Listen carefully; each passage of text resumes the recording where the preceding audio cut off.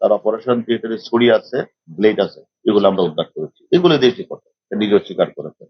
এবং টর্চার সেলে যে সে মানুষগুলিকে যে পিঠাতেন, সে তাদেরকে বানর অভিহিত করতেন এবং তাদেরকে পিটিয়ে সে নিস্তেজ করতেন। এইগুলি আসলে শুনতেও খারাপ লাগে যে মিল্টন সমাদার তার এই যে যে একদিকে বানর, আবার অন্যদিকে তাদেরকে নিঃশেষ করতেন।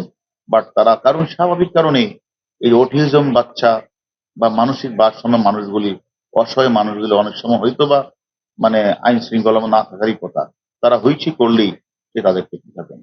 আর ওই রোগীগুলিকে দেখিয়ে টাকা ইনকাম করেছেন, অন্যদিকে সেবা তিনি দেন নাই, ডাক্তারের কাছে পাঠান নাই, সে নিজে একজন নার্স, সে স্বীকার করেছে সেখানে যেতেন।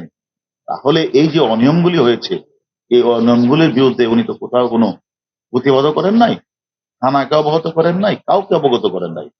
যে আমি তো মনে করি প্রাথমিক তাকে জিজ্ঞাসাবাদে আমার কাছে মনে হয়েছে তার জামাইয়ের হাজবেন্ড তো দায়িত্ব, আর তার হাজবেন্ড যে কাজগুলি করেছে সেখান থেকে উনি দায় এড়াতে পারেন না। এই যে ভয়াবহ যে অপরাধগুলি উনি করেছেন, আমি মনে করি এগুলি আমাদেরকে খোঁজ নিতে হবে এবং তাকে জবাবদিহিতা করতে হবে যে এই লাশগুলি কোথায় গেলেন।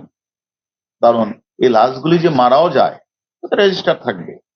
এখানে চিকিৎসাধীন অবস্থায় মারা গেল, কি হলো তার, এই লোকটা কেন মারা গেল, এটা তো একটা রেজিস্টার থাকবে।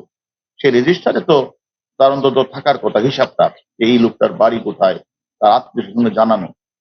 উল্টা যে মানুষগুলি অসহায় কোন বাচ্চা বা কোনো শিশুকে নিয়ে দিয়ে আসতো, এই লোকটা যখন কখনো জানতে চাইতো যে আমি যে বাচ্চাটা দিয়ে গিয়েছিলাম কোথায়, উল্টা ওই লোকটাকে টর্চার সেলে পিটাতো।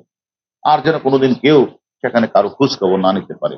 সেভাবে আমি মনে করি যারা ফেসবুকে এই মিল্টন, এই যে মাদকাসক্ত মিল্টনকে ফেসবুকে ভাইরাল করার জন্য কিছু অসহায় মানুষের ছবি তুলে তারা মানে এগুলি মানে বিভিন্ন জায়গায় প্রচার করতো তো টাকার উদ্দেশ্যে। এখন তার অ্যাকাউন্টে প্রচুর টাকা, কয়েকদিনে 1,25,00,000 টাকা এসে গেছে, সে টাকাগুলি খরচ করে নাই। তাহলে তার উদ্দেশ্যটা কি? এটাও আমরা তদন্তে নিয়ে আসছি। তাহলে তুমি যদি মানবতার ফেরিওয়ালাই হই, তাহলে তো তাদের টাকাগুলো খরচ করার কথা, হাসপাতালে পাঠানোর কথা।